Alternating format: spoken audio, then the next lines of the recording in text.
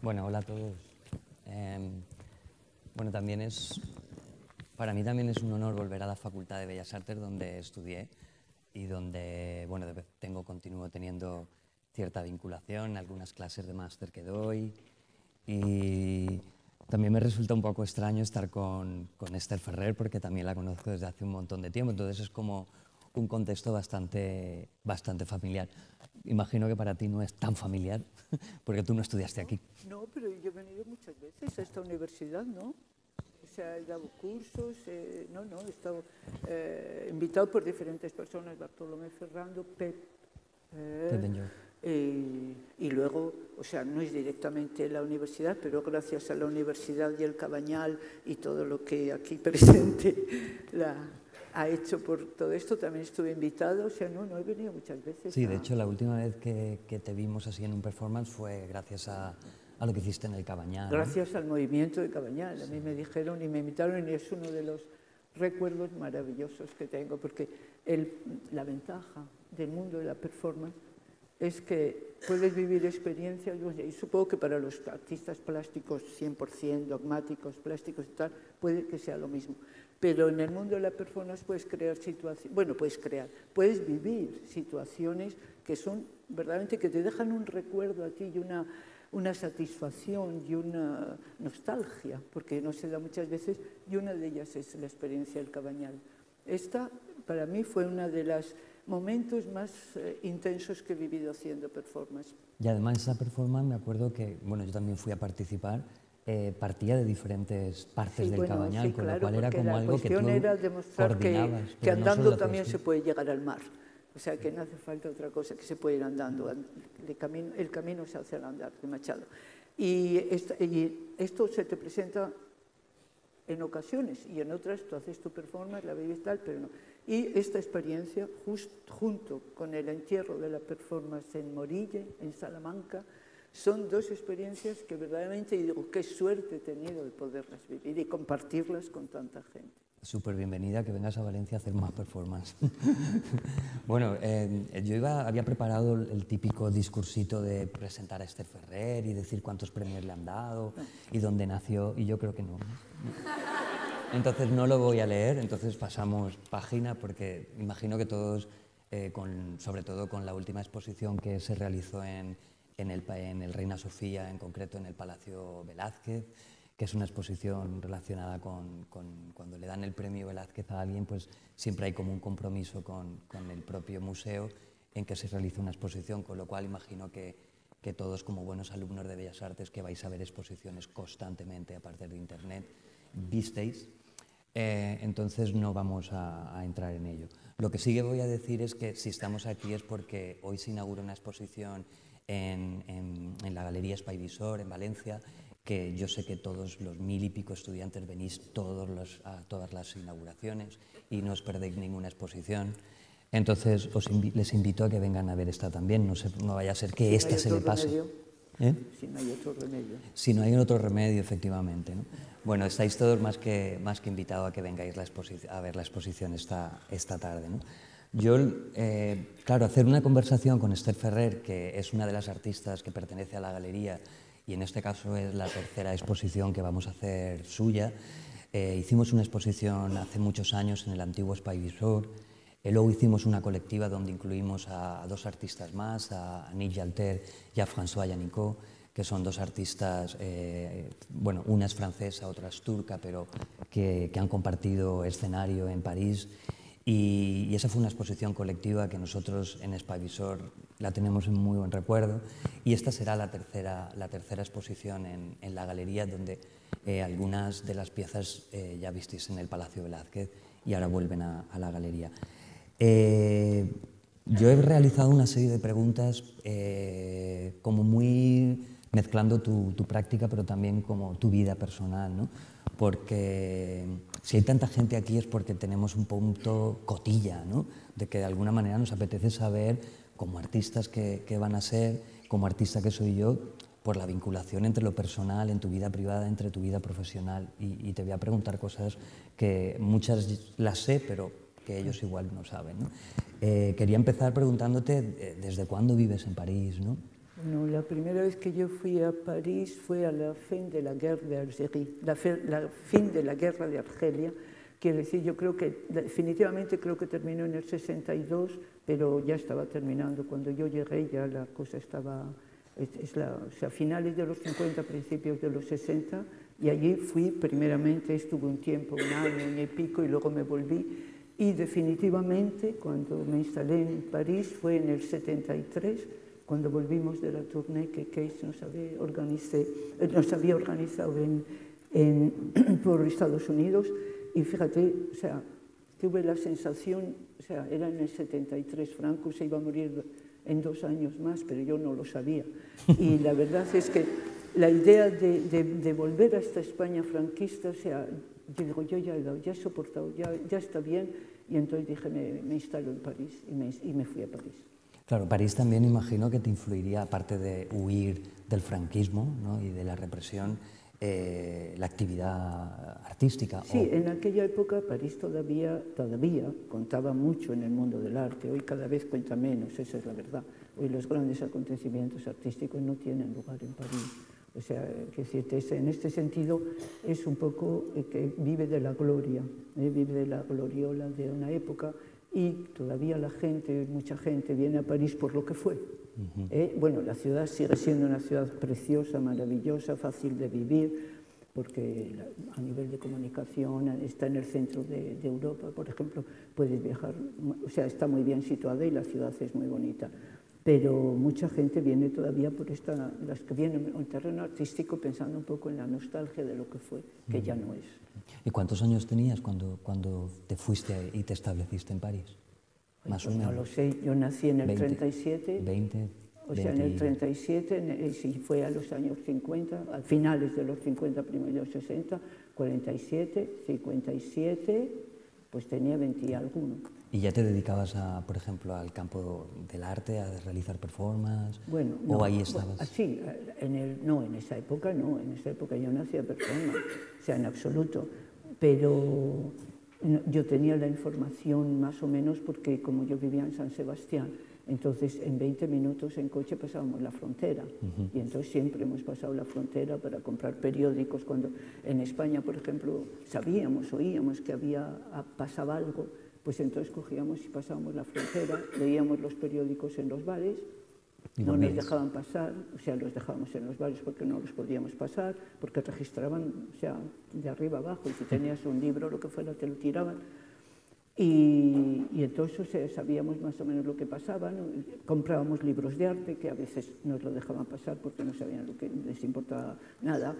Y entonces, de esta manera, estábamos más o menos enterados de lo que pasaba un poco fuera de España y teníamos acceso a conocer cierto tipo de arte que en España no se conocía, pero porque nunca se había visto, a no ser que pudieras viajar. Pero la españolita de clase media, que era yo, o sea, no podía permitirme viajar al extranjero, etcétera, etcétera.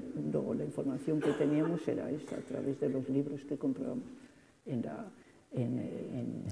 Daya, Bayona. Luego ya cuando me fui a Madrid, pues entonces en Madrid ya había librerías que bajo cuerda, o sea, te traían libros, o sea, pero eso era, te tenían que conocer un poco y tal. Luego se abrió en San Sebastián también una librería que hacía lo mismo. Entonces, si te conocían, encargabas libros, etcétera, y te los traían.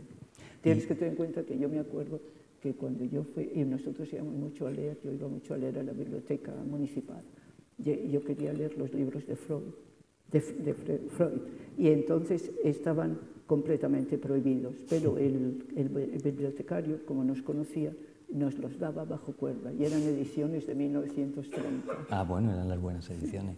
Y entonces, cuando llegaste a París, ¿qué hacías? ¿Pintabas, dibujabas? No, ¿de qué comías? Vivía y sobre todo me liberaba de mi familia y de España.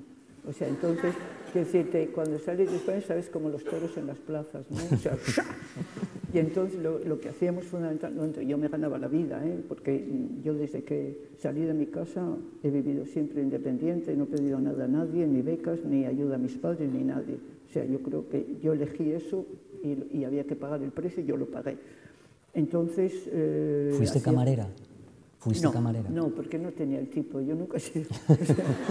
Y además lo de la bandeja se me daría muy mal, se me caería siempre. No, yo hice todo, cuidé niños, pinté paredes muchísimas, yo sé perfectamente hacer una pared, gracias a emigrantes españoles, estudiantes, o sea, gente que cuando la guerra tenían, por ejemplo, pues 12, 15, 16 años, incluso algunos más ya estaban en la universidad, y que terminada la guerra se habían desclasado completamente y vivían en París. Entonces, naturalmente, yo los conocí, Matilde y yo, mi hermana, y como teníamos que ganar la vida, pues hacían trabajos en las casas ellos y nos daban trabajo.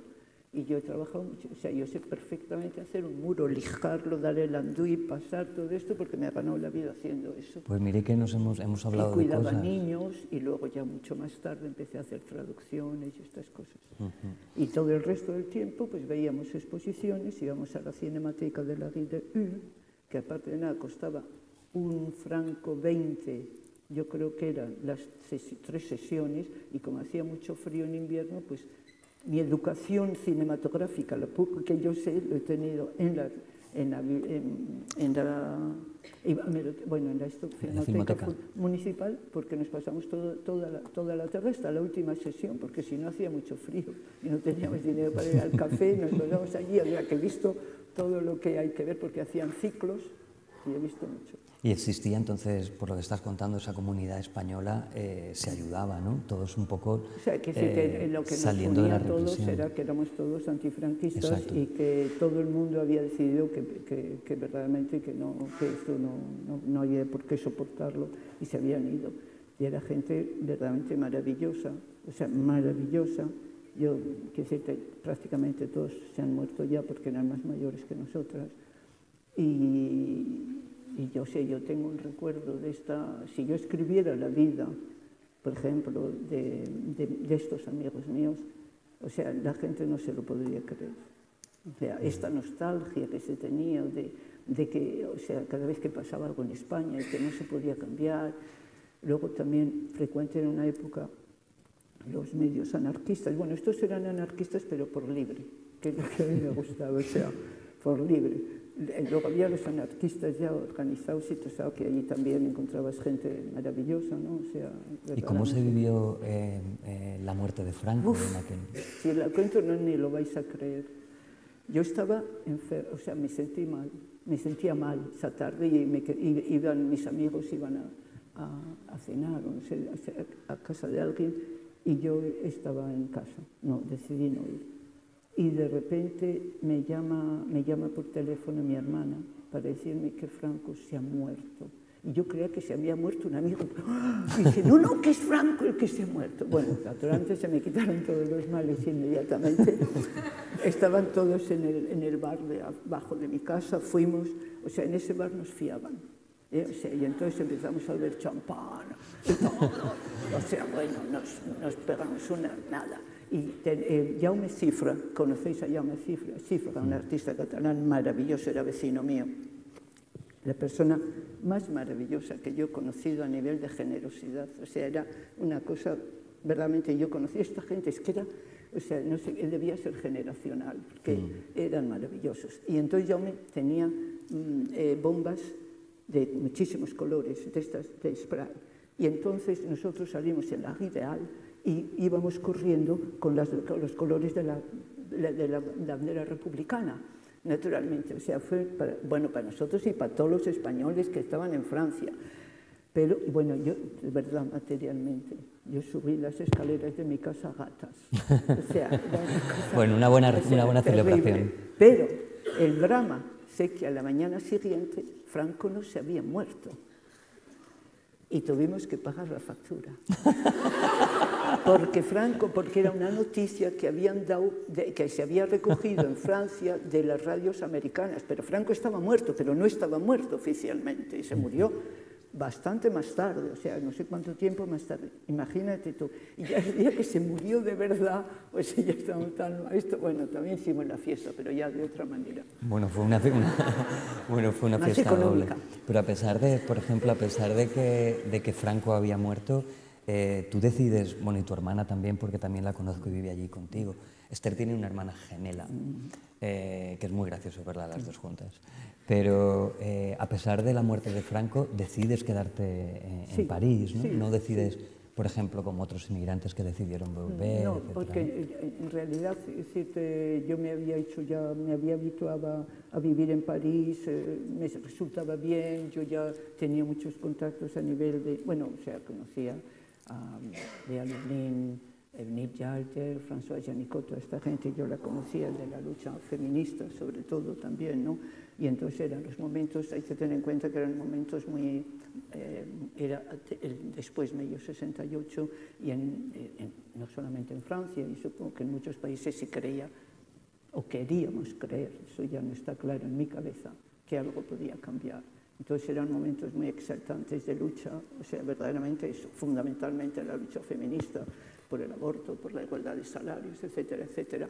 Y, o sea, a mí me parecía que yo, o sea, podía vivirlo allí, quise vivirlo allí y me quedé. Pero hablando ahora que ha salido el tema de mayo del 68 y todas las celebraciones del aniversario que se están produciendo...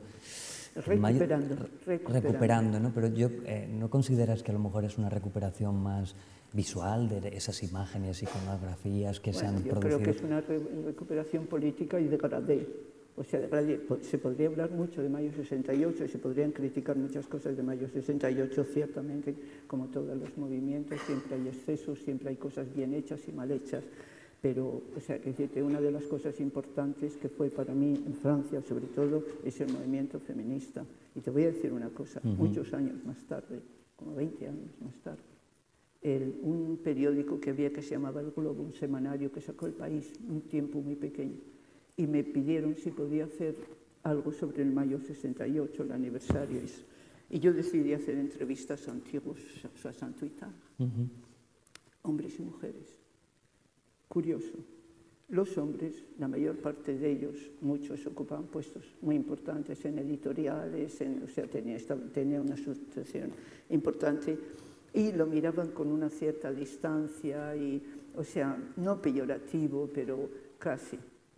Hice interviews a mujeres que también eran universitarias, que también tenían puestos importantes, y todas las mujeres, salvo una que era artista, pero esta por razones muy personales, que yo conocía bien, todas las otras mujeres decían, si fuera mañana, otra vez lo harían. Solo las mujeres.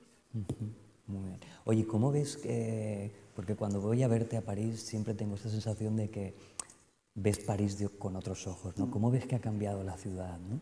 Hombre, es decir, tu propia calle, ¿no? Por ejemplo. Sí, hombre, mi calle, yo he visto en mi calle, cuando yo fui, está en la parte era toda la industria del mueble estaba concentrada ahí en la Bastilla, alrededor de la Bastilla. Desde la Comuna de París, o sea, en la Comuna de París, muchos de los comuneros eran obreros y obreros del mueble, y en esta parte de París había una concentración grande de obreros. Entonces, cuando el gobierno decidió terminar con la Comuna, los acularon en este barrio, porque había muchísimos, y luego los fueron llevando hasta Père-Lachaise. Por eso que todos sabéis que en Père-Lachaise hay el muro de los comuneros, que es donde los fusilaron a los jefes de los comuneros. A partir de ese momento, el gobierno francés tenía una idea en la cabeza, vaciar París de obreros. Y fueron poco a poco desapareciendo los obreros. Hoy en día, por ejemplo, todo este barrio quedan las tiendas, pero los talleres ya no hay más que uno o dos. Curiosamente, después de mayo 68, la política del gobierno fue vaciar París de estudiantes. Y primero hizo Vincennes y luego Saint-Denis. O sea, ¿comprendes? Entonces, este barrio, cuando yo lo conocí, hace más de 30 y tantos años, 35, 36, era un barrio de obreros que era maravilloso, verdaderamente, o sea, nos encontramos todos. Había un prêt-à-porter, que el prêt-à-porter eran todos judíos. Con el tiempo, los hijos de los de prêt-à-porter y todos estos, bueno, los obreros, como muchos de los talleres eran propiedad de la Ville de Paris, no les renovaban el contrato, entonces tenían que irse. Luego, en el caso de Pret-a-Porter, los hijos habían estudiado y no tenían ninguna ganas de nada, y también muchos eran propiedad de la Ville de Paris. Entonces, poco a poco fue introduciendo el Pret-a-Porter chino. Entonces, de este barrio que estamos todos, o sea, porque nos encontramos en los bares, o sea, además era muy, muy, muy, muy popular. Por eso muchos artistas nos instalamos en ese barrio, porque había locales vacíos, grandes, en muy mal estado, que había que arreglar. Por ejemplo, yo vivo en una carnicería. Sí, lo sé, lo sé. Era una antigua carnicería. Y que te encontrabas estos lugares que eran más baratos, entonces muchos nos instalamos allí por eso. Luego vino el Pret-a-Porter judío o chino. Y entonces, antes había 50, luego había ya, invadieron completamente todos los precios empezaron a subir y todos los comercios de proximidad desaparecían porque los chinos los compraban todos. Luego, al cabo de un tiempo, se dieron cuenta la mairie de París, la alcaldía de París, que habían hecho una tontería por el tráfico que suponía los embotellamientos y tal y cual, y están haciendo lo mismo, ahora los quieren echar. Entonces han hecho un polo industrial en Aubervilliers, no les renuevan los locales de los que son de la mairie de París y se tienen que ir. Y ahora estamos convirtiéndonos en un barrio bobo. Sí. O sea, quiere decirte, bon chic, bon genre, quiere decirte de gente que gana suficiente dinero, que quiere restaurantes vegetarianos si es posible, y cavas a vino, y por el momento ha habido una librería, que es la que hay siempre. O sea, por lo visto a los bobos las librerías no les interesan mucho porque no hay más que una. Pero, o sea, la fisonomía del barrio está completamente cambiando, todo viene muchísimo más caro, o sea, hay cavas de vino, de estas que puedes ir, beber, tomar esto y tal y cual. Y entonces pues ya ahora somos un barrio que dentro de poco seremos un barrio muy elegante. Vivirás en un sitio muy pijo. La última pregunta que te quería hacer en relación a Claro, ahora los artistas, por ejemplo, no se pueden instalar en este barrio ni locos, o sea que antes nos instalamos muchos, ¿comprendes? O sea, pero aprovechando que eran locales que nadie quería, porque había que hacer enormemente de trabajos, o sea, que bueno, yo cuando he ido a verte a tu casa he visto que también hay mucha discoteca, hay mucho bar, mucha gente joven, siempre puedes. Las discotecas son después de que se empezaron a instalar los chinos. Antes no había, porque sinceramente los obreros, muchos obreros vivían en el barrio y esta gente, o sea, los días de semana a las 6 de la mañana se tienen que levantar. Entonces quedaban los bares y los restaurantes de plat du jour, plato del día, pero a las 9 de la noche esto se cerraba y el barrio se quedaba vacío prácticamente. Había alguna biblioteca, pero en la parte de la Rue de l'Arc, que está más cerca de la Bastilla, pero no en nuestra parte. Y en París, en aquellos años del principio, incluso ahora, ¿qué ha significado, por ejemplo, qué significó la creación del Pompidou para ti en concreto? ¿No? Yo en ese momento ya vivía al lado del Pompidou y me he tragado todo el chantier del hoyo enorme que realizaron. Nos invadieron las ratas, porque como había el mercado central y estaba lleno de ratas, en el momento que les quitaron esto, nos invadieron las ratas y, fíjate, uno de los que venían de desinfección nos dijo, no os preocupéis, en el momento que las ratas descubran dónde está Rougy, que es el nuevo mercado, os futuran la P. Y así fue, es verdad, absolutamente, pero bueno, me lo tragué entero y verdadero, esto de Leal. ¿Y qué es lo que me has preguntado? Sí, bueno, sobre el Pompidou. Bueno, entonces ¿Te continúas yendo, por ejemplo, a ver exposiciones allí? Luego empezaron a hacer Beaubourg. O sea, al principio, pues la verdad es que, bueno, la fisonomía del barrio cambió, pero fundamentalmente porque se habían quitado el mercado central. Entonces, cuando empezó el Beaubourg, naturalmente cambió muchísimo más. O sea, ya la gente que vivía en ese barrio no pudo vivir en ese barrio porque subían los alquileres, etcétera, y cambió completamente la fisonomía económica del barrio, los restaurantes, etcétera, etcétera. Yo, como vivía al lado y como, o sea, siempre he ido, pues yo me iba a ver todo lo que había en Beaubourg. Para mí fue importante en este sentido, en el sentido de que yo luego empecé a escribir en El País, y entonces en la parte de cultura, y entonces para mí resultaba fácil, o sea, ir a Beaubourg, ¿no? Y verme todas las, y la verdad es que he visto cosas geniales, importantes para mí, para mi formación, para mi cultura, etc. ¿no? ¿Continúas yendo? ¿Vas Sí, de vez en cuando? sí, pero no como antes, porque hay muchísimas cosas que no me interesan, pero cuando hay algo que me interesa, claro que voy, sí, seguro. Y empezando con tu práctica artística, ¿cómo surge la idea de trabajar cómo surge el grupo ZAG?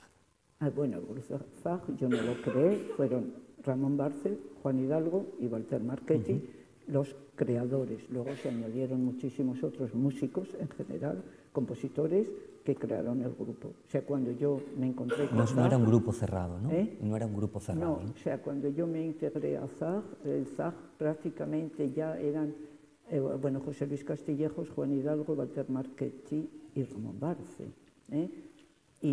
Pero poco a poco, claro, el problema era, o sea, que hacíamos acciones, ¿no? Entonces, claro, la gente no sabía lo que era, las instituciones y todo esto no les interesaba para nada, y felizmente. Y en un momento determinado, claro, era difícil ganarse la vida, etcétera, etcétera, haciendo eso. Y poco a poco se fueron separando el grupo, pero no, es decir, que no hubo rupturas, no hubo nada, simplemente la gente buscaba otras maneras de hacer o de ganarse la vida, etcétera, y nos quedamos Juan, Walter y yo solos. ¿Y cuál es la diferencia entre colaborar y crear un grupo de creación y crear, por ejemplo, tú sola?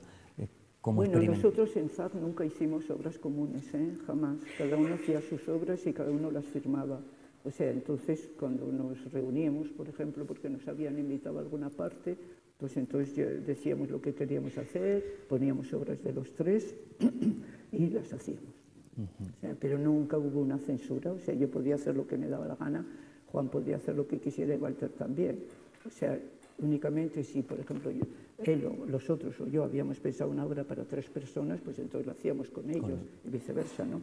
Pero en realidad nunca, sí podíamos hacer la performance los 3 juntos porque nos interesaba hacerla los 3, pero era de una persona. ¿En qué territorio se desarrolló el grupo ZAG? Es decir, ¿en qué territorio? ¿En España? ¿Ibais a París? No, o sea, fundamentalmente en España, curiosamente, porque era pleno franquismo. Exacto. Quiero decirte, en España, en galerías, por ejemplo, en los centros culturales extranjeros, pero también, por ejemplo, vinimos a Pamplona, a Valencia, a la Universidad de Valencia, que nos tiraron. ¿Qué pasó?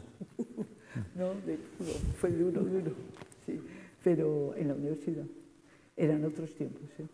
Y bueno, y luego, como en el 72, John Cage estaba en los encuentros de Pamplona y vino a nuestra... Bueno, Juan y Walter conocían a Cage de Milano, y entonces, como estábamos todos en Barcelona, en Pamplona, entonces Cage decidió que quería que fuéramos a América y nos dijo textualmente, os voy a organizar una tournée, y lo hizo. Pero antes nosotros ya habíamos hecho una tournée en Europa en el 68, justamente. En el 68, Juan, Walter y yo teníamos que hacer una performance en el Museo de Arte Moderno de la Ville de Paris. Ese día, el día que estalló todo. Pero claro, o sea, nosotros no estábamos muy al corriente porque estábamos viajando. Y entonces teníamos cita con Juan, Walter y yo en el Café Cluny a las 2 de la tarde. Y a las 2 de la tarde empiezan a cerrar todas las tiendas del barrio, tirar los ruidos y tal. Nos dicen, no, es que hay una manifestación y vamos a cerrar. Y Juan y yo teníamos que esperar a Walter. Y entonces nos quedamos en la puerta esperando a que viniera Walter. Y de repente, de Lanferro-Serrault, empiezan a venir los paniers salades. Los paniers salades son los grandes coches que tenían delante agua y tiraban, o sea, como mangueras, y tiraban a una fuerza increíble. Y los estudiantes que corrían. Y me acuerdo que una chica se cayó y Juan fue a ayudarle a levantarse. Y en ese momento venían los otros con la matraca, que eran algunas de madera, otras de las otras, pero de madera. Y Juan y yo, pues bueno, no podíamos quedarnos allá porque era una marea de gente. Y esto eran las 2 de la tarde. Juan, Walter y yo salimos, bueno, al final nos encontramos con Walter por azar en un café que había enfrente de Odeón, que el señor generosamente había cerrado por delante, pero dejaba entrar por el portal. Y estaba así de gente, con los ojos, mira, no te puedes imaginar, de verdad, los ojos de estos lacrimógenos, o sea, era horrible. Y nos encontramos con Walter. Y luego ya como a las 2, 3 de la mañana ya empezó, la cosa se calmó y nos paseamos por esto. Y me acuerdo que fue allí donde cogí los primeros pavés y decidí hacer la serie de pavés. Sí, de que adoquines. has hecho bastantes trabajos con los adoquines, o sea, con motivo del Mayo del 68. Oye, y has dicho antes que pasó algo en la Universidad de Valencia, queremos oírlo. ¿Qué pasó? Bueno, pues estábamos haciendo una pieza de Walter que empleaba rollos, o sea, tubos de cartón, pero de este cartón duro, y lo rellenaba el escenario prácticamente de esto. Bueno, no se pasaba nada, o sea, como muchísimas de las piezas que hacíamos nosotros. En este sentido, yo digo que éramos un poco como Lao Tse, ¿no? Es por el vacío que las cosas son útiles, es por el vacío que podemos estar aquí, es por el vacío que puedes beber en una taza, etc. Entonces, en nuestras piezas había mucho vacío, o sea, entonces, para que la gente lo rellenara como quisiera o no lo rellenara. Entonces, esta era una de estas piezas, además los tubos también eran vacíos, ¿no? Pero bueno, entonces Walter entraba y sacaba y más tubos, y más tubos, y más tubos. De distintos tamaños, algunos más grandes, y eran muy duros, ¿eh? Y en un momento determinado algunos se pusieron así, se enervaron y empezaron a tirarnos los tubos. A la cabeza. Claro, donde cayera. Ahí acabó, ¿no? Oye, y dentro de las exposiciones que has realizado a lo largo de tu carrera, en París, por ejemplo, ¿se ha cogido tu trabajo como artista española? ¿Has tenido una aceptación dentro del circuito? Sé que expusiste en el Malval, fue una exposición maravillosa. ¿Cuál es la relación que has tenido tú con París para la hora de presentar tu trabajo, olvidándonos del Malval, que luego hablamos de ello? Sí, bueno, o sea, yo no tengo, como no hago nada no tengo relaciones, cuando hago una exposición y todo esto yo no mando nada, no comunico nada, no hago nada. Eres muy vaga. Sí, esa es la verdad. Pero, o sea, no tengo tiempo y a mí no me interesa. Entonces la gente me conoce por lo que me conoce, o sea, me conocen más por las performances que por mi trabajo plástico. Mira, el otro día en la FIAC, que yo, o sea, que estábamos, vino Blisten, el director de Bobur, y dice, jo, Esther, es que lo conozco desde, bueno, mucho antes de que fuera el director, desde siempre, vamos. Me dice, claro, es que aquí, como todos sabemos que eres pionero de la performance y tal y cual, no nos ocupamos de tu trabajo plástico. Digo, sí, no te preocupes, que en otros sitios se ocupa. ¿Y qué tal fue? Porque luego sí que hubo un reconocimiento por una institución francesa que fue el Malval, que bajo mi punto de vista es uno de los museos o instituciones que hace las mejores exposiciones. Además, o sea, hacen un trabajo muy importante con las escuelas, las instituciones, los emigrantes, etc. Y esto me parece que está muy bien. Y yo no sabía ni que, bueno, había estado en el Malval, sí, amigos míos, pero no, como está, o sea, ahora está al límite de la ciudad. Está al límite de la ciudad, pues, o sea, pero yo no conocía a nadie de los jefes, que yo no sé. Y un día me llamó el director artístico que quería hacer una exposición mía, además, curiosamente tenía la exposición en la cabeza. Cuando vino a verme, o sea, tenía la exposición hecha. Yo le dije que cambiamos algunas cosas que yo quería cambiar y nada, y lo hicimos y fue verdaderamente una experiencia soberbia. Y fue una exposición dedicada única y exclusivamente al retrato, al autorretrato. Bueno, ¿no? la imagen. La imagen. Sí, ese fundamentalmente, porque había, por ejemplo, también la pieza que monté en Venecia. Del marco. En el marco del arte, que era como, o sea, era la imagen en general, ¿no? Y la verdad es que lo hicieron muy bien. Sí, fue como una... Y el catálogo está bien. Me gustó esa exposición porque y el catálogo lo recomiendo para la gente que le interese tu trabajo, ¿no? Porque es una exposición que recogió todo lo que era la imagen, la utilización de la fotografía, el vídeo, no solamente tus retratos, ¿no? Que es completamente lo contrario a lo que se ha expuesto últimamente en el Reina Sofía, en el Palacio de Velázquez, ¿no? ¿Cuál fue la experiencia de trabajar para ese mastodonte que es el Reina Sofía y abordar el Palacio de Velázquez? Yo he tenido la suerte siempre de tener buenos comisarios. Por ejemplo, además lo digo porque es verdad, porque uno de los comisarios debe estar por ahí, que es David Pérez, para Venecia. Y bueno, David puede decir a lo mejor lo contrario, y David si quieres lo dice, pero yo creo que la experiencia fue muy gratificante para los dos y no tuvimos ningún problema, todo lo contrario. O sea que yo he tenido la suerte de tener siempre comisarios verdaderamente con los que me he llevado bien. El diálogo ha sido fluido. La norma es enfadarse con los comisarios. Sí. O sea, normalmente después de una exposición ya no se hablan en un tiempo. Yo he tenido comisarios y muchos comisarias, esa es la verdad. Y siempre luchas por tener comisarias, ¿no? Sí, sí, sí. O sea, yo, quiero decir que soy feminista, creo que hay muchísimas mujeres tan capaces como los hombres, y entonces, o sea, yo no, si hay que elegir, o sea, si puedo y si encuentro una comisaria que me esto, pues elijo una comisaria. Eso no quiere decir que no trabajo con hombres, trabajo muchísimo con hombres también, pero, o sea, a igualdad de condiciones, hoy por hoy, o sea, elijo las mujeres. Mira, de hecho, en el Palacio de Velázquez fueron 2 mujeres quienes hicieron el comisariado, ¿no? Pero yo soy feminista y lo seré hasta que sea necesario. El día que no sea necesario, yo estaré encantada de levantarme por la mañana y decir, bueno, el feminismo ya no tienes que luchar, no tienes que verdaderamente esto, o sea, mientras sea necesario, seré feminista. Acabas de decir un buen titular, ¿eh? Sí. Para el periódico, seré feminista hasta que sea necesario. Sí, a mí me encantaría que no fuera necesario, eso quiere decir que hemos conseguido lo que queríamos. Oye, después de tanto premio, el Velázquez, el Nacional, etcétera, que te estás convirtiendo en una estrella así, muy mediática. Te voy a contar una cosa. Hace muchísimos años estábamos en una cena, hace muchísimos años, yo estaba en Madrid y no sé por qué, pero bueno, porque tendría que venir para hacer algo. Y en esa cena estaban hablando de alguien, que no me acuerdo quién era, que le habían dado un premio, y no sé qué premio. Y uno de los que estaba allí, que era un crítico, dijo, claro, ahora ya le darán, ya verás, luego le darán más. Y digo, anda, ¿y por qué le van a dar más?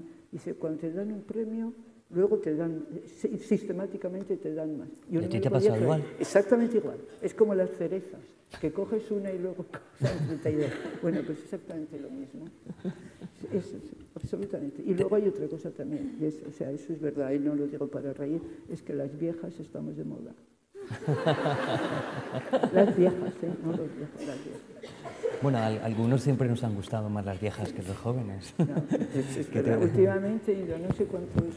Pero te llaman más, por ejemplo, ¿tú crees que el tema de los premios incita, por ejemplo, a que instituciones cuenten más con tu trabajo? Yo digo siempre que de ser transparente te has vuelto opaca. Y entonces, como eres opaca, te ven. Pero si no, antes veían a través y ahora me ven. Claro, claro, por supuesto. Y muchos te invitan porque les gusta tu trabajo y tal y cual, y otros te invitan pues porque has ganado el Premio Nacional y no saben ni lo que has hecho, ni quién eres, prácticamente ni quién eres, eso seguro. Sí, nosotros quisimos hacer una exposición tuya por el Premio Nacional. Pues ya lo sé. Bueno, una cosa que no quiero pasar así rápida, porque creo que nos puede interesar a todos los que nos gusta un poco leer, y es que durante mucho tiempo publicaste en El País, pero también publicaste en la revista Lápiz, ¿no? Sí, en Lápiz, publiqué en Lápiz, en Egin, un periódico del País Vasco, el primer periódico vasco, donde me pidieron justamente a los 20 años también de Mayo 68 explicarles Mayo 68 a los niños que eran niños cuando hicieron Mayo 68 y que no lo habían conocido. También escribí en Egin. Y escribí en El País porque yo tenía que ganar la vida, hacía traducciones y de repente en El País yo conocía gente porque habían estudiado conmigo y me pidieron si podía colaborar. Yo dije, ok, muy bien. Y colaboré durante mucho tiempo en El País y en Lápiz, cuando Rosa Olivares me llamó también, me dijo que quería, entonces yo escribí. Y en el catálogo del Reina Sofía, justamente porque yo nunca he utilizado para nada esos artículos, bien, no, nunca. Pero nosotros Manolo, sí, el director quiso absolutamente que hubiera una selección de artículos de los que yo había escrito, porque yo escribía fundamentalmente de cultura y de feminismo. Como yo iba a todas las manifestaciones, iba en todos los feministas, y luego también escribí en una revista, Hana, revista médica, que primero está dirigida por un hombre, luego lo dirigía una mujer.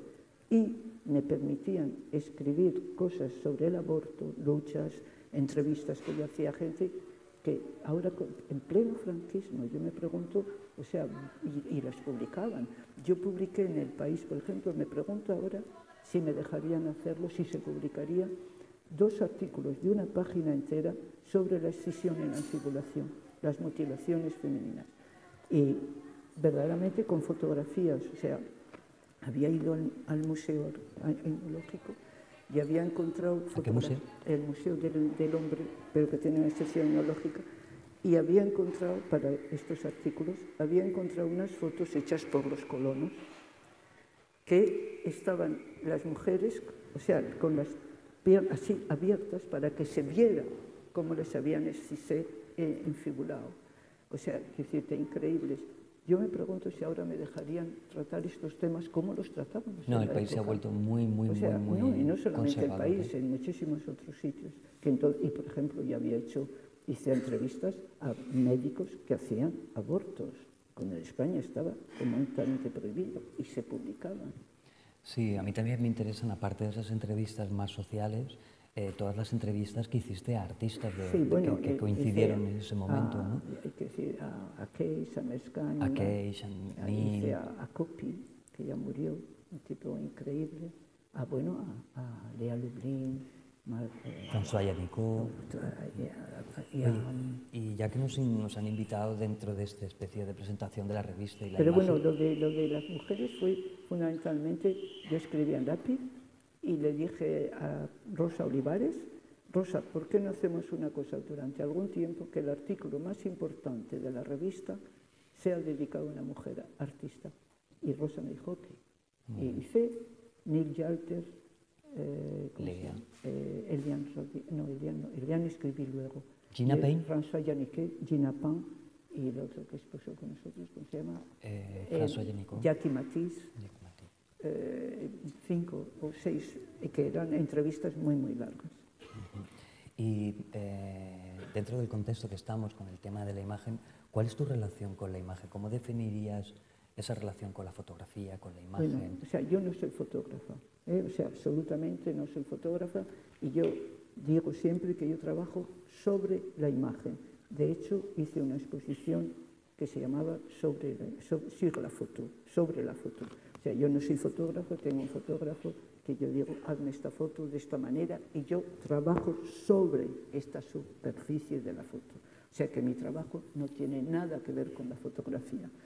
Y empecé a hacer, las primeras que hice fueron, pues eso, en los años 60, en pleno movimiento de liberación de la mujer y todo esto, que muchísimas mujeres artistas y no artistas, intelectuales y no intelectuales, obreras también, porque había todas las mujeres que pertenecían a los partidos que también estaban intentando movilizarse y romper esta carcasa en el partido machista, ¿no?, que había en todos. Y empezamos muchísimas durante milenarios el cuerpo de la mujer se empleó para vehicular todos los fantasmas, todos los miedos, todas las perversiones, incluso, o sea, del hombre en general, ¿no? Entonces, o sea, en un momento determinado las mujeres decidimos, vamos a utilizar nuestra imagen para vehicular lo que nosotros queremos vehicular, nuestra lucha, de una manera o de otra. Entonces yo empecé con una serie que se llamaba Mis Labores, que expuse en las cuales, o sea, porque en España tú sabes que por ejemplo, y todavía cuando escribí yo el artículo muchos años más tarde sobre masculino-femenino o el sexismo en los diccionarios, que yo quería hacerlo en toda Europa, o sea que en cada país muchas mujeres consultaran los diccionarios y luego hacer una publicación sobre el sexismo de los diccionarios europeos. Entonces, que no se hizo porque eso pide mucha organización y yo soy incapaz de hacerlo, organización. Entonces, en estos diccionarios, por ejemplo, profesión, masculina, páginas, femenina, sin profesión, y luego punto, sus labores, ayer, coser, fregar, etc. Entonces decidí hacer una serie con mi cara, o sea, donde yo cosía, bordaba, etcétera, etcétera, que se llamaba Mis Labores. Esta fue la primera vez que utilicé la fotografía. Como yo lo que quería, la calidad de la foto me tenía completamente sin cuidado. Yo fui a una tienda de fotografías de carnet de identidad y le dije, quiero una fotografía de carnet de identidad, pero quiero ampliarla. O sea, y entonces la hice así en una tienda y todas mis fotografías estaban hechas así, todas las que he utilizado, hasta que esta persona, que era una mujer, murió y entonces se cerró y entonces ahora es otro chico que me hace las fotos, que es fotógrafo profesional. Entonces, Yo empecé con esta serie, luego era este movimiento de lucha contra el estereotipo femenino, de bote, de belleza, etcétera, etcétera, la idea que se hace de la mujer, que es lo que tiene la mujer perfecta, incluso físicamente, ¿no? Y entonces decidí hacer las otras series de autorretrato en el tiempo. Sí. O sea, donde es, bueno, yo siempre había pensado, la idea de tiempos es algo que me ha trabajado siempre, y sobre todo, yo creía que, bueno, más o menos, pero ahora resulta que el otro día, yo sigo leyendo cosas sobre el tiempo, y el otro día compré una revista de divulgación científica que está dedicada únicamente al tiempo, que aparentemente no existe, o existe pero no de la manera que nosotros lo concebimos, porque simplemente para ellos es como que lo hemos creado, la idea de tiempo la hemos creado para comprender el mundo en que vivimos, pero no tiene nada que ver aparentemente con esta realidad.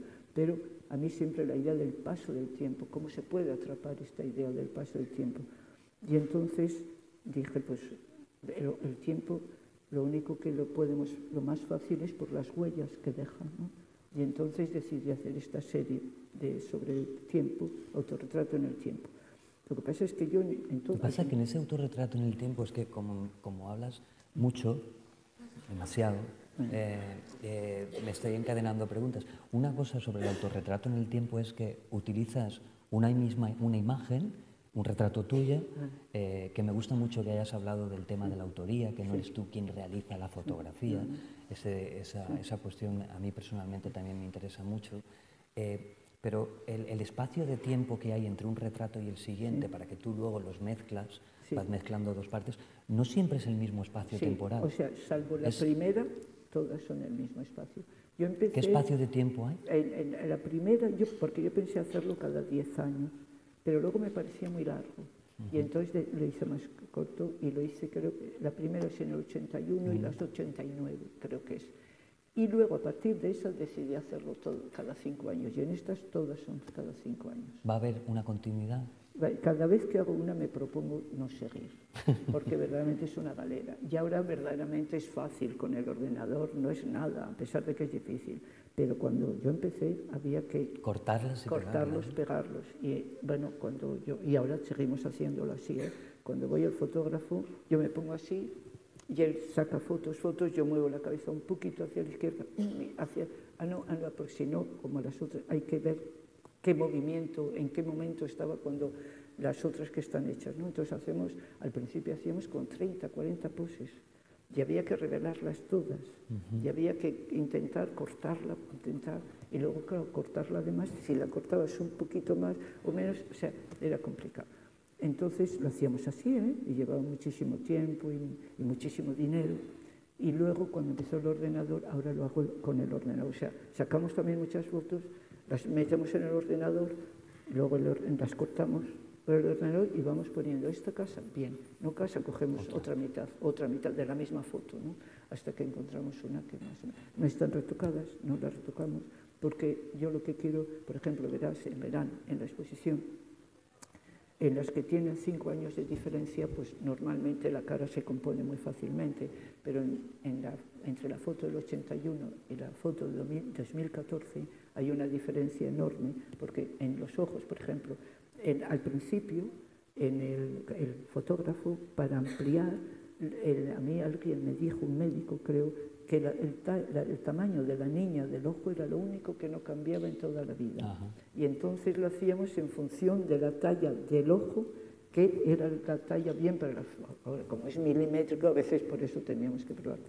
Ahora con el ordenador es más fácil, ¿no? Y entonces, aunque el ojo tenga la misma talla, en el 81 yo tenía los ojos abiertos, etc. Ahora los ojos se cierran. En el 81 yo tenía boca. Ahora tengo una boca, pero no tengo labio arriba prácticamente. Todo se transforma. Y entonces, al poner las dos mitades, o sea, prácticamente es casi monstruoso, ¿no? O sea, y esto me interesa, o sea, porque yo lo que no quería es retocar las fotos, esto para que sea una cara, porque eso sería falsear la realidad, ¿no? Lo que quiero es que se vea. Entonces, en algunas no se ve el paso del tiempo, prácticamente, en otras se ve mucho. Es más evidente. Es más evidente. Y hablando, claro, yo soy tu galería y Y ese autorretrato en el tiempo es una serie que de alguna manera está abierta, es decir, si de repente dentro de un año decides hacer otro retrato, la serie continuará. En el 19, teóricamente, tengo que hacer la foto porque la última es de 2014. Entonces, si vendemos la pieza que tenemos en la galería, hablando de business, ¿qué hacemos? Luego el que nos la compra, ¿tenemos que darle el resto o le pasamos otra? No. Yo cada vez que hago una serie hago 3 copias. Si se venden, se venden. Y si no, no se venden. Bien, era por saberlo para intentar venderlo. Vale. Una cosa que también te quería preguntar es el proceso en el que tú, de alguna manera, tienes una imagen, porque yo he estado en tu estudio y veo que tienes imágenes, fotografías, retratos tuyos de estas diferentes épocas que has estado utilizando, ¿no?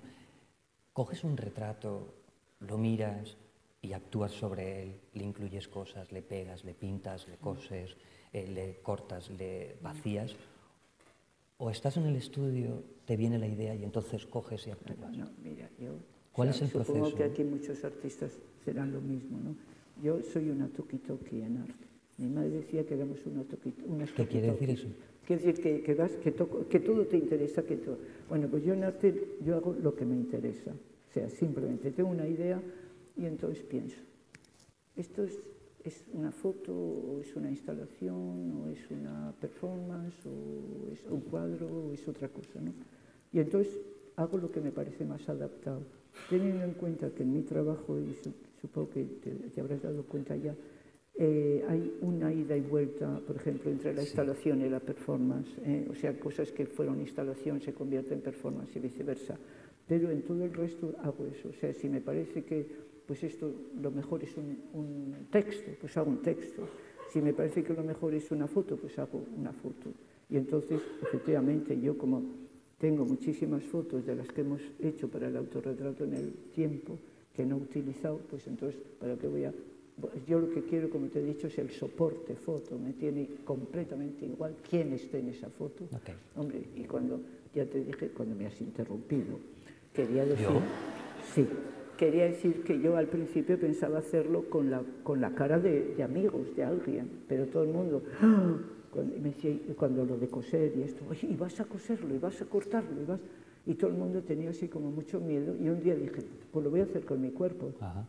Lo mismo que íntimo y personal. Ajá. Íntimo y personal, yo pensaba hacerlo con el cuerpo para eliminar este coté subjetivo de igualdad, ¿no? O sea, de que la Esther que se pone en escena, etcétera, pero no es en absoluto mi caso, de verdaderamente.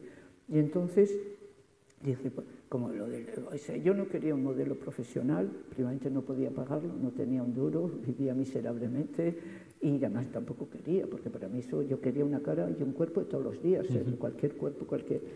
Y entonces, pues un día pensé que lo mejor es hacerlo con mi cara, y fue la buena idea, porque tú te imaginas encontrar la misma persona en 2014, imposible. Hubiera sido un poco complicado. Antes has hablado de una cosa que el paso del tiempo, ¿no? Has hablado y que, por ejemplo, te has comprado una nueva publicación en relación... Una de las cosas que yo veo en tu trabajo también, que dejas muy claro el paso del tiempo, que lo mezclas también con la utilización del cuerpo, o a lo mejor con notaciones feministas, es que te presentas en muchas ocasiones desnuda. Bueno, pero eso es otro problema.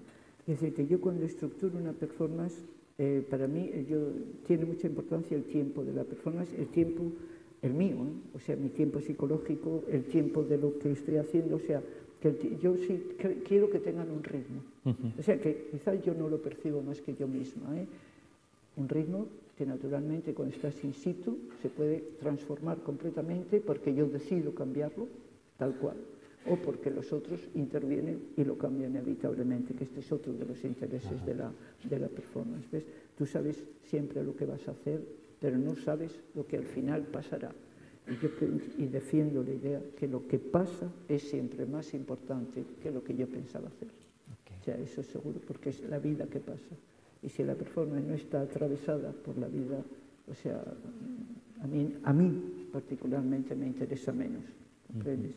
Bueno, entonces, este es el tiempo en la performance para mí es importante y supongo que para los otros, para la gente también. Hay muchos tiempos en una performance, está el tiempo interno de la performance, mi tiempo, el tiempo de los otros, o sea, es una combinación de tiempos. Sí, autorretrato en el tiempo de alguna manera resume todo, ¿no? Y luego, bueno, quiero decir que El tiempo también, por ejemplo, que para mucha gente el trabajo que yo hago con los números primos, por ejemplo, es tan opuesto, tan diferente a lo que yo, pero también es el tiempo, ¿verdad? Porque, o sea, normalmente el tiempo lo contamos los minutos, contamos los segundos, contamos qué hora es, qué hora era. Y cuando hago los números primos me paso contando muchas horas, o sea, contando. O sea, y para mí o sea, tiene como un ritmo también, ¿no? Que es el ritmo del tiempo que pasa. Ahora, tengo un par de preguntas antes, no te adelantes, por favor. Has realizado también algunos trabajos en vídeo, pero principalmente has utilizado más lo que es la imagen fija, la fotografía, más que el vídeo, ¿no? Sí, es por un problema técnico. Como te he dicho, yo prácticamente no sé hacer nada. Entonces cada vez que quiero hacer algo, tengo que aprender a hacerlo. Tengo que aprender, o sea, cuando empecé con los números primos, yo no sabía nada sobre los números primos, nada más que lo que estudias en el bachiller, y empecé a leer y a aprender cosas con todas las cosas que hago, me obligan, o sea, es para mí una vía de conocimiento el arte, me obligan a aprender. Entonces, o sea, en el vídeo, o sea, yo no soy un artista vídeo, no tengo ni idea de cómo funciona, soy completamente dependiente de los otros. De un técnico. Y luego hay una cosa también, que a mí me gusta mucho la imagen fija. O sea, para mí, yo soy meditativa en el fondo, me doy cuenta me gusta eso, ¿no? Y me interesa menos la imagen en movimiento, esa es la verdad. Y luego, como ya tengo, o sea, la imagen en movimiento, he hecho tantas performances en mi vida, o sea, ya la imagen está ahí, ¿no? O sea, yo moviendo, haciendo cosas, o sea, no veía ninguna. Pero en el 74, 75, Benny Rosell, un artista que ya se ha muerto, trabajaba en la Escuela de Bellas Artes, bueno, tenía un pequeño, o sea, estaba ayudante, no sé qué, y era el momento que la escuela había introducido el vídeo. Y tenían estos aparatos que se colgaban, bueno, que no habéis visto vosotros, pero era increíble. Y yo le dije, Benny, ¿por qué no vamos a hacer yo voy a hacer todas las acciones bueno, todas no, pero muchas de las acciones que hago que no necesito nada o prácticamente nada más que mi cuerpo, que son para mí las que yo prefiero, las que no necesito nada. Y entonces dijo, pues sí, y digo, ¿puedes pedir la Biblia y tal? ¿De acuerdo? Y entonces en el estudio de Jean-Claude, o sea, que había nada amigos, nada de gente, no era nada público, decidimos, bueno, amigos, ¿no? Decidí hacer estas acciones, que se llama la primera acciones corporales, exacto, porque esta fundamentalmente es el cuerpo. Y esa es la primera, pero que ya te digo, para mí era simplemente un documento para ver a mí misma lo que yo había hecho, ¿no? Y luego, durante mucho tiempo, no hice las vídeos que tengo yo, son gente que las ha hecho, que no tiene nada que ver conmigo. Y luego otra vez tenía que ir a Polonia, invitada, y al final no podía ir por un problema familiar o no me acuerdo. Y entonces me pidieron los organizadores, es que no puedes mandarnos un vídeo de lo que pensabas hacer.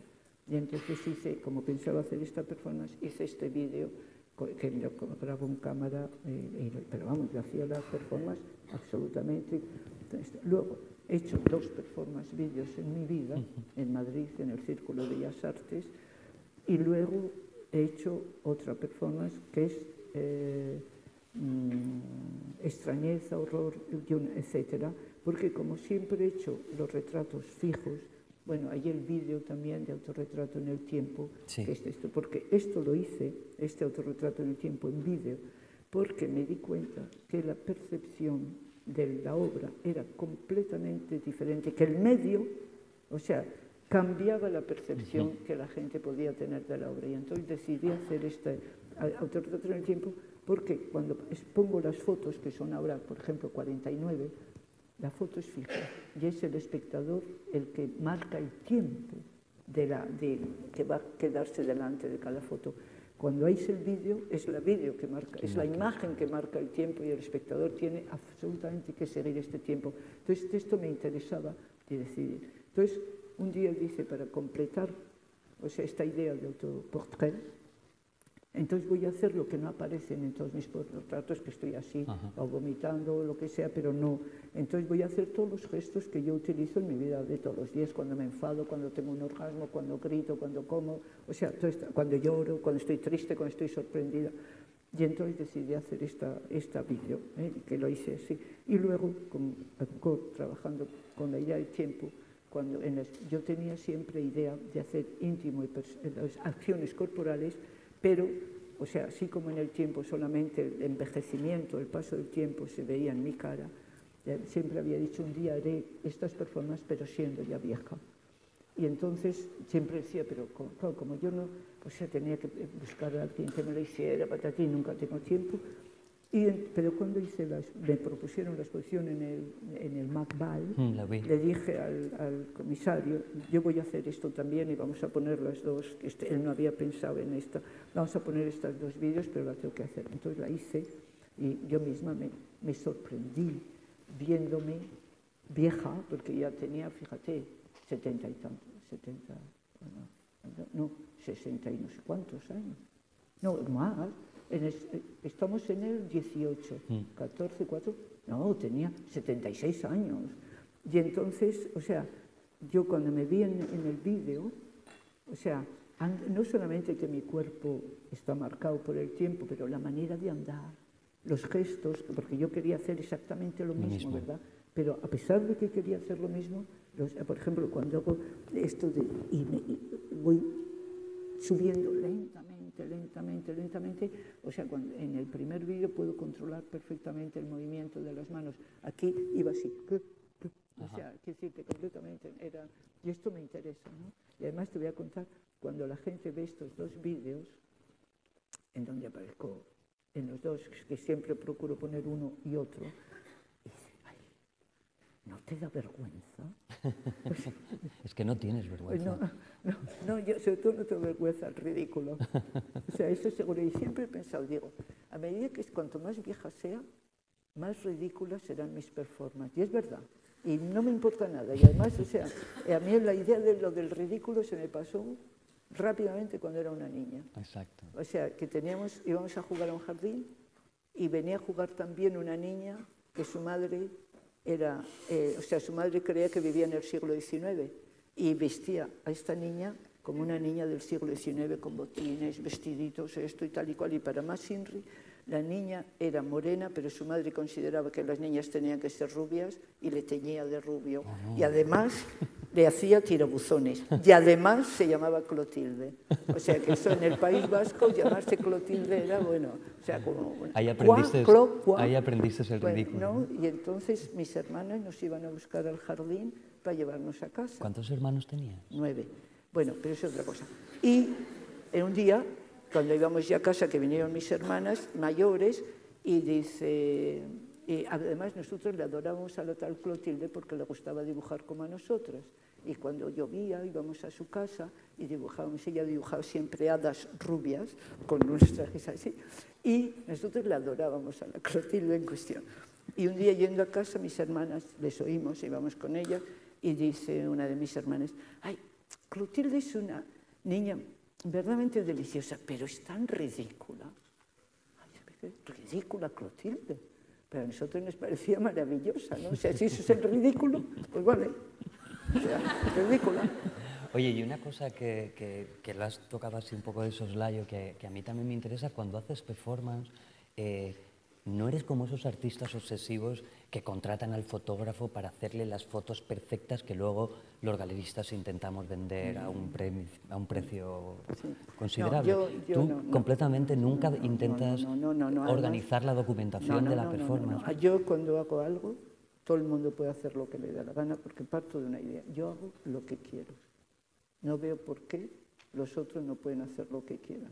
Bueno, eso es para mí como un dogma. Pero a nivel comercial eso no nos funciona a los galeristas. Pues lo siento por vosotros.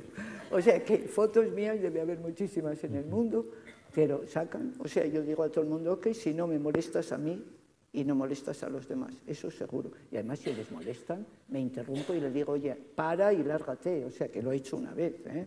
O sea, que estaba molestándome el fotógrafo y le digo, oye, te vas. Pero eso forma parte de la acción también, ¿sabes? O sea, eso sí, yo dejo hacer todo a todo el mundo. Les pido religiosamente, es que me podréis mandar las fotos, solamente para saber lo que tenéis. Algunos me mandan la plancha de contacto, otros no. Pero o sea, yo cuando hago algo, todas las luces están encendidas, las puertas abiertas. Porque todo el mundo quiere cerrar las puertas. Y digo, no, las puertas abiertas para que todo el mundo pueda entrar y salir como les dé la gana. Y seguro que pueden hacer todas las fotos que quieran y con ellas lo que quieran. Bueno, en la web debe haber cosas horrorosas. Y la gente me dice, ¿debieras controlar? Digo, ¿yo controlar? Lo que pasa no miro nunca lo que hay en la web, que más me da. Mientras yo no lo vea. Siempre se habla de tu trabajo utilizando términos como el azar. Sin embargo, has realizado numerosos trabajos utilizando la serie de números primos, ¿no? Es decir, ahí parece ser, se podría entender casi como una contradicción, ¿no? Sí, bueno, ¿Cómo surgió la idea de trabajar con series matemáticas y números primos? Fácil. Yo hacía muchos dibujos y maquetas de instalaciones que yo llamo instalaciones espaciales, y muchísimas en los años 70, y o sea, maquetas y dibujos, pero o sea, nada de cosas importantes, o sea, simplemente para visualizar una idea, una maqueta porrosa, o sea, mal hecha, pero que a mí me ayudaba y dibujos equivalentes. Y bueno, tú sabes, o sea, una de las influencias fundamentales en mi trabajo ha sido Case, en muchos aspectos, ¿no? Esto de quitar la subjetividad, etcétera, dejar a los sonidos ser lo que son, etcétera. Y entonces yo decidí que quizás sería bien para mí buscar un condicionamiento, algo que me condicionara. Entonces pensé en una serie como Mario Mers con Fibonacci, etcétera, y otras series, por ejemplo, números. Y estando ahí, pensando un día, soñé que nadaba en un mar de números. Y cuando me desperté, los números que venían a la cabeza eran todos primos. Y dije, pues es una serie. Y entonces decidí empezar a trabajar con los números primos. ¿Cuántos años has trabajado con los números primos? Muchísimo, desde finales de los 70 hasta ahora que sigo trabajando. Y entonces decidí hacerlo. El problema del número primo es que no sabes, hoy en día nadie conoce si hay una norma, si hay una ley o si son, nadie lo sabe. Entonces yo dije, pues voy a intentar trabajar con ellos. Claro, como no sabes cuándo van a aparecer, es difícil hacer una estructura y durante tiempo no encontré nada que me satisfaciera, ¿verdad? Y luego, yo cuando empecé, la idea era de trabajar con los números primos, pero, o sea, combinando con un elemento libre, aleatorio, que para mí era el color, la anarquía del color y el rigor del sistema, ¿no? Y entonces empecé a hacer, que los tengo algunos todavía, pintar completamente, poner el color sin ninguna norma, tal como me salía, y encima de esta página colocar una estructura de números primos. Tenemos uno en la exposición. Sí. Pues no sabía. ¿El rosa es? El rosa, sí, pero este está, bueno, entonces, como a mí me gusta mucho hacer una línea recta, y esto de estar todo el rato con la regla y tal y cual me aburre, decidí, pues lo voy a pasar hilos, que es más fácil. Y luego me he dado cuenta que ahí también era la buena solución, porque el hilo le da como un relieve que me interesa más que un dibujo solo, ¿no? Y entonces empecé a trabajar con los números primos, con la idea y el número primo, la idea es que los números primos son infinitos, es que siempre se podrá añadir una unidad. Hay algunos que dicen que serán, claro, cuanto más grande es el número, menos números primos encuentras, y porque más fácil es divisible. Y yo empecé haciendo una series, o sea, donde el primer papel tenía 1000, de 1000 a 2000, de 2000 a 3000, y luego pasaba a 30 millones, por ejemplo, ¿verdad? De la serie de números primos. Y te das cuenta cómo el espacio se va abriendo, y como yo estoy convencida, y no solo yo, porque aparentemente hay otros que saben, que también creen que el número primo tiene que ver algo con la estructura del universo. Tú sabes, por ejemplo, que hay plantas que se desarrollan con arreglo a sistemas matemáticos, por ejemplo, Fibonacci, etcétera. Y entonces ahí, o sea, me empezó la idea de infinito. O sea, se me pareció como porque me gusta mucho leer cosas de divulgación científica, porque si no, no entiendo nada, y cuando entiendo, entiendo lo que entiendo, y entonces decidí, pues el infinito también es un tema interesante. Totalmente. Y entonces dije cómo trabajar el número infinito, cómo trabajar la idea de infinito, y como estaba con los números primos, etcétera, y pi es un número infinito por el momento, entonces decidí trabajar con pi. Y trabajando con pi hice una instalación con este sistema que encargué a un tipo de electrónico, a un programador, que cuenta los segundos, y cada segundo cuenta un dígito de pi, ¿no? Y lo cuenta durante toda la exposición, y aparecen en un espacio grande como este. Y luego, otra cosa interesante, decidí hacer interviews y preguntar a la gente, si yo digo infinito, ¿en qué piensas? Y es increíble, muchísima gente hacía referencia a un sueño y a su infancia, algo que le había ocurrido en la infancia. A otros les daba miedo la idea de infinito, ¿verdad? Por ejemplo, uno me dijo, es un sueño que cuando era niño lo soñaba, porque eran sueños que con frecuencia lo soñaba más de una vez. Me dice, soñé que estaba en un bosque donde había muchos pinos, ya sabes que los bosques los pinos dejan el suelo lleno de eso, y estaba todo cubierto, y yo tenía que contarlo. Y decía, es imposible, son infinitos. Y cosas muy curiosas que voy a hacer ahora, que en la exposición que se hará en Canarias, como presentan esta pieza, voy a hacer interviews en Canarias a gente para preguntarle, porque como estoy ya muchos años, a ver si ha cambiado un poco la idea, ¿no? O sea, a ver si se repite en esto de la infancia. O sea, curioso, ¿eh? Hacen referencia a una idea de su infancia. Oye, y una cosa que me venía a la cabeza esta mañana cuando estaba preparando las preguntas era, ¿has tenido algún proyecto que haya sido censurado? No. ¿Has podido realizar todas las ideas que has tenido? Nunca a la hora de plantear algo te han dicho, no, eso no puede ser, ¿no? Y luego también una pregunta que a mí me interesaba era, ¿existe un proyecto utópico? Es decir, que hayas pensado o que lo lleves en la cabeza desde hace muchos años y que no lo hayas podido desarrollar. Proyectos que no he podido realizar, sí, pero la utopía, hablas de utopía, la utopía, sí, he escrito un artículo muy largo sobre la utopía, ¿no? Pero en relación con la performance, que era una idea completamente el que era director del Censo Bogur en la época, Pontus Sulten, que era el que había creado Bogur,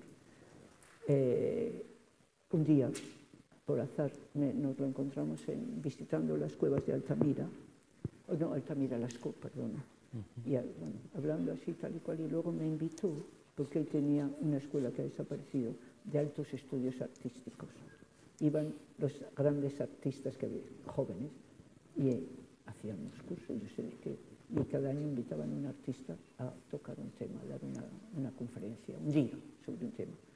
Y que ellos elegían el director.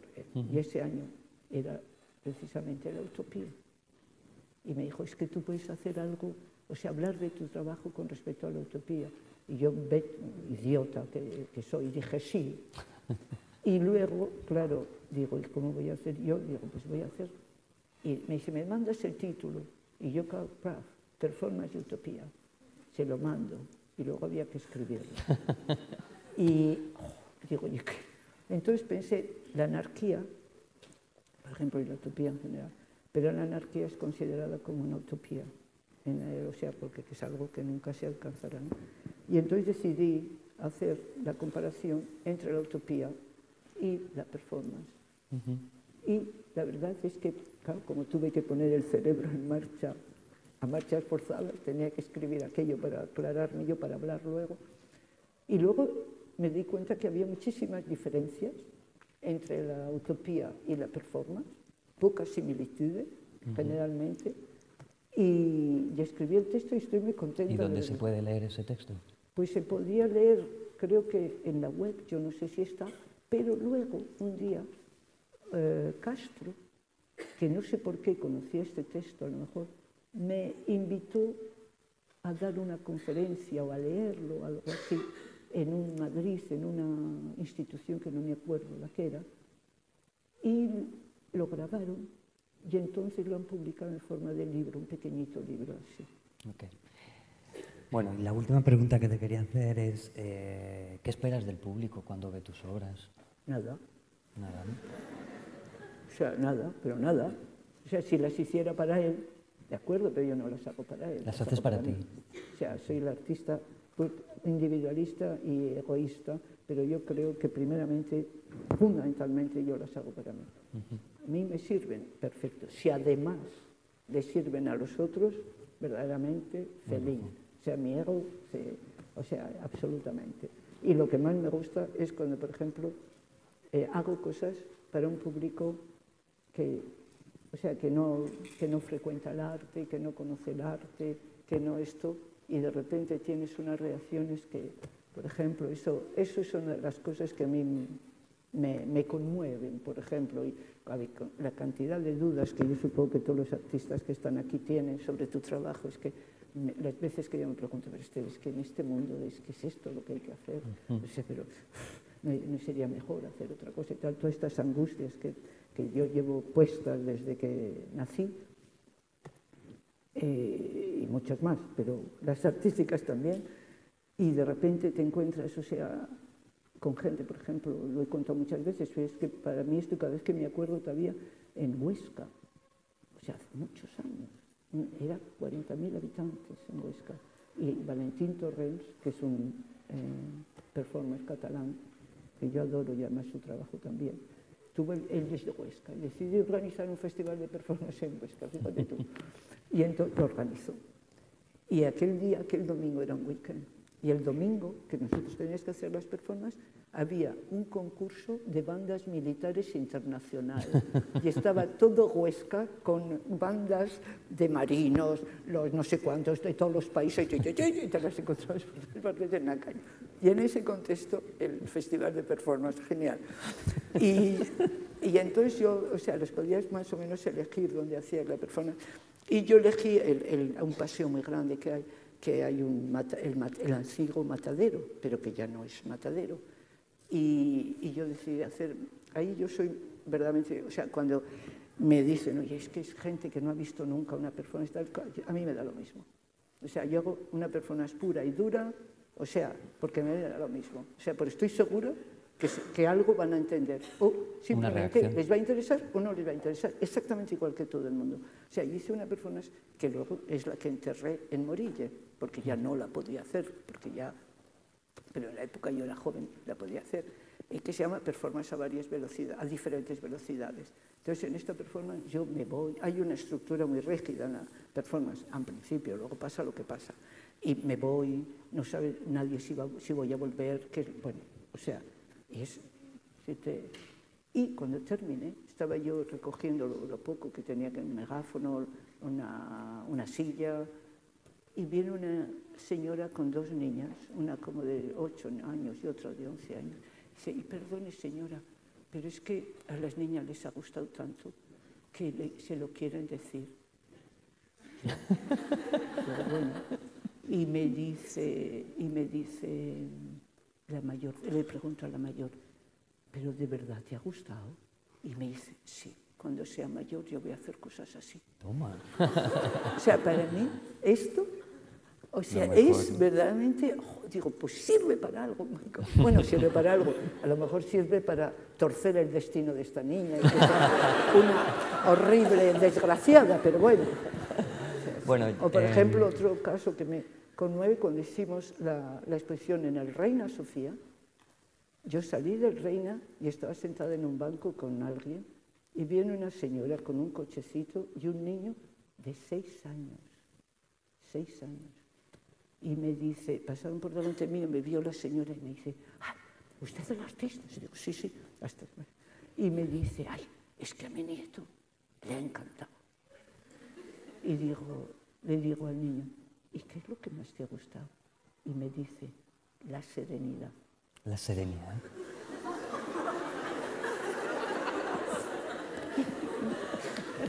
Bueno, yo creo que, no sé, la verdad es que no he mirado el reloj, con lo cual he estado tan a gusto que igual me he pasado de preguntas, ¿verdad? Pasado. Sí, ¿no? Mucho. Entonces, yo creo que deberíamos de darle, si alguien quiere preguntar algo, porque si no queda como muy yo preguntando. Yo no veo nada. pero si alguien quiere preguntar algo y si no, pues... Cerramos la boutique. Bueno, pues si no hay nada... ¿Allí hay alguien? Si le acercáis el micrófono. Sí, hay una señora, un señor, no veo bien.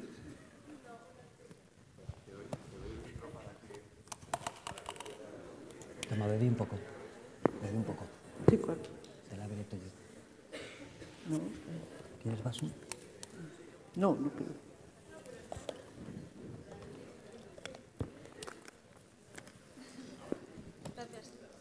Hola, una pregunta. ¿Es Esther o Esther? Esther. E-S-T-H-E-R. ¿Cómo? E-S-T-H-E-R. Sí, sé cómo se escribe, pero siempre me he preguntado, digo, ¿será Esther o Esther? Nada. Vale. Con el tiempo, según me voy haciendo mayor, veo que la gente juega menos. Y pienso, la performance a mí me permite esa libertad de jugar. Y entonces me pregunto si todavía sigues jugando a cosas que jugabas cuando eras pequeño. Bueno, no, que tengo 81 años. No, espérate, voy a intentar acordarme, pero creo que no. No creo. Porque, o sea, yo jugaba mucho a la cuerda, al chingo y todo eso a mi edad ya resulta peligroso, no creo. No, al parchís y todo esto. Sí, precísalo. Sí, me refiero al juego en cuanto a la experimentación. Es que para mí la experimentación no es un juego. O sea, yo me lo tomo muy en serio. O sea, que decirte, cuando estoy intentando hacer... Bueno, yo en realidad creo que he dicho una tontería. Yo no experimento, simplemente busco. O sea, tengo una idea que no sé de dónde me viene y entonces a partir de esa idea tengo que buscar. Tengo que ver cómo hacerla, como he dicho antes, tengo que aprender. O sea, y no, quiero decirte, a mí el aspecto lúdico, que por lo visto es muy importante, a mí me tiene sin cuidado. O sea, si en mis obras hay una parte lúdica o no lúdica, no me interesa para nada. O sea, yo hago algo que estructuro. O sea, porque es verdad, en mi trabajo es buscar una estructura, o sea, darle una estructura a algo que existe, pero que en mi cabeza no tiene estructura. Es poco claro, ¿verdad? Te he entendido el sentido. Pues qué suerte tengo yo. ¿Hay alguien más que quiera preguntar algo? ¿Por ahí hay alguien?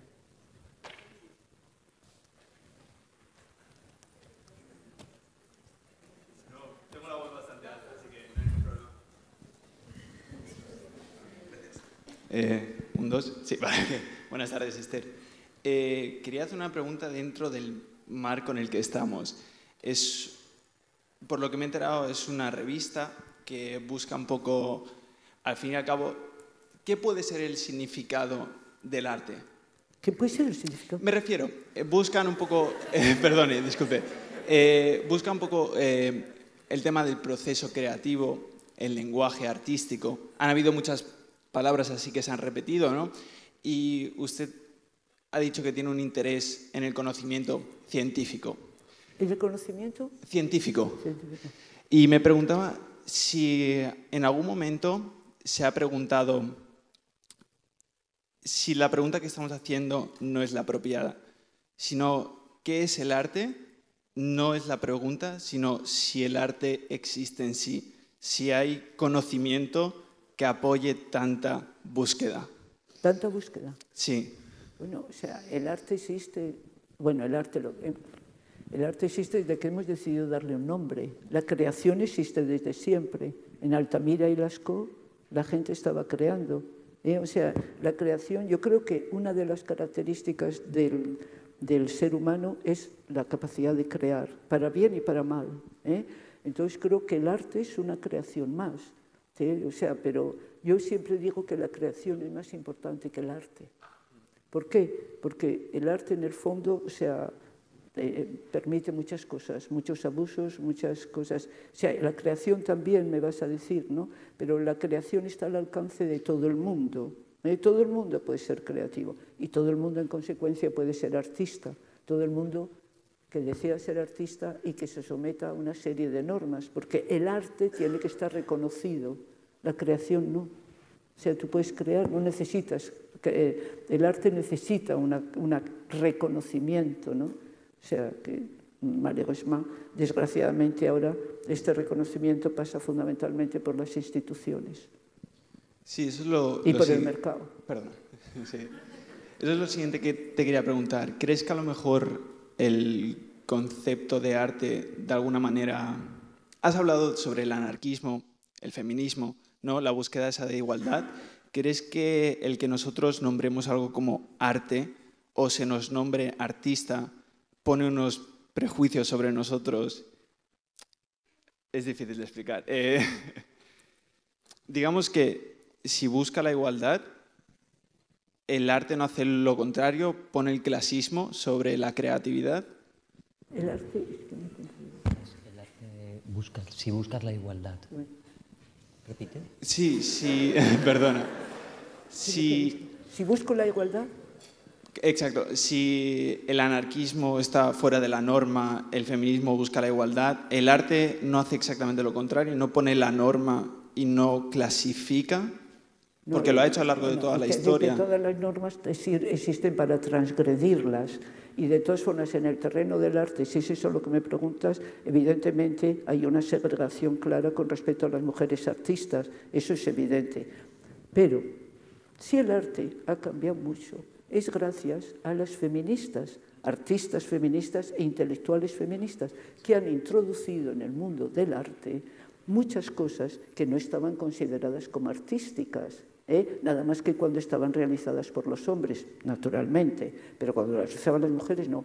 Y el feminismo ha introducido muchas temáticas, o sea, muchas temáticas vitales que por concerner precisamente a la mujer no eran consideradas como artísticas, y el feminismo lo ha hecho. O sea, que el feminismo, a pesar de que ha enriquecido, sobre todo en el siglo pasado y en este siglo también, o sea, está nutriendo el mundo del arte, o sea, todavía las mujeres efectivamente siguen siendo discriminadas, eso seguro, seguro. Pero nosotros luchamos no por la igualdad, sino por la paridad. O sea, yo no quiero ser como un hombre, no me gusta nada, ¿qué quieres que te diga? O sea, quiero decir que... O sea, no tengo ninguna ganas, o sea, yo no quiero ser un hombre, yo estoy muy contenta o muy mal contenta de ser mujer, pero eso no se trata de ser iguales a vosotros, muy bien, luchar para eso es una perversión, querer ser iguales a vosotros. No, queremos ser lo que somos y tener sitio en el mundo y en la sociedad para ser lo que somos, lo que nosotros hemos decidido que somos. Simplemente es fácil, es súper fácil. Y además te voy a decir una cosa, al liberándonos nosotros, os liberamos a vosotros. Porque estáis tan agarrados a una imagen de machismo, de coraje, de valor, que muchos hombres verdaderamente no la quieren, pero que la sociedad les obliga.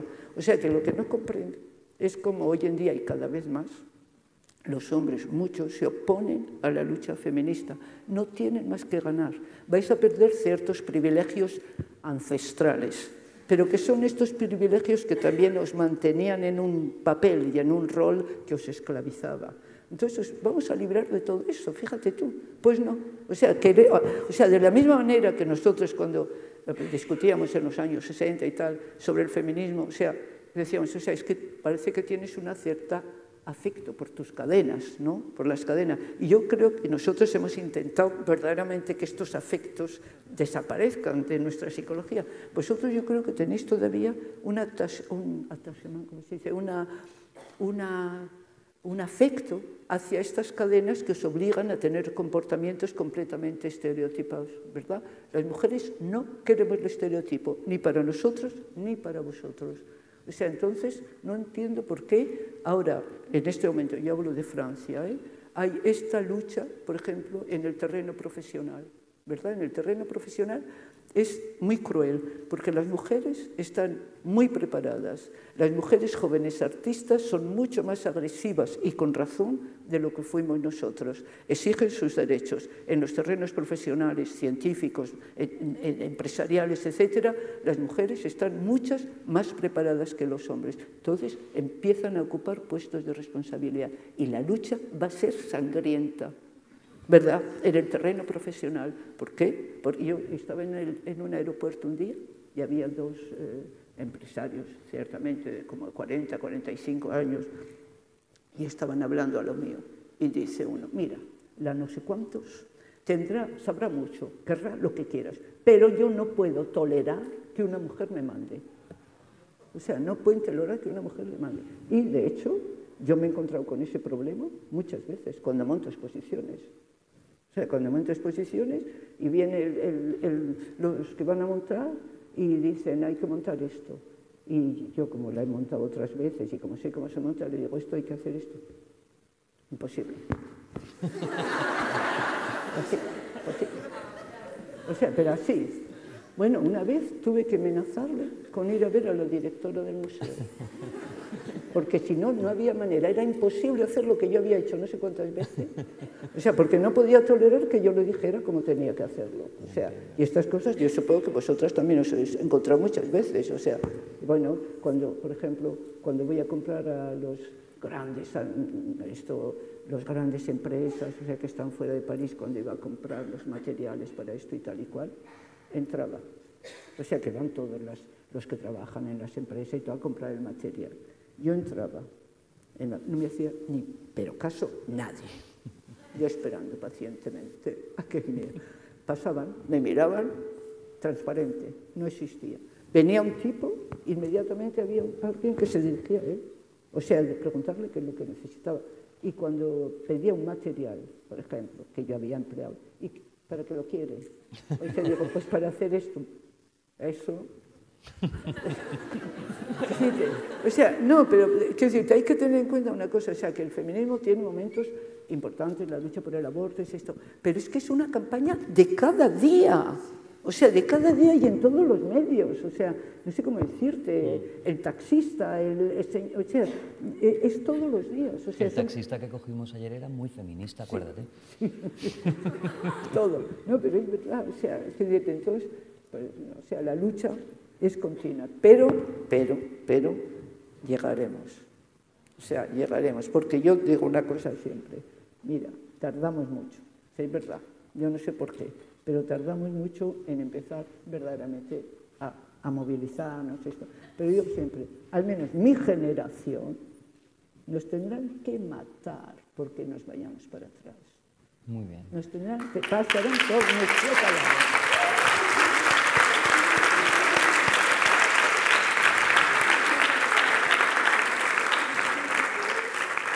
Bueno, muchísimas gracias a todos por venir.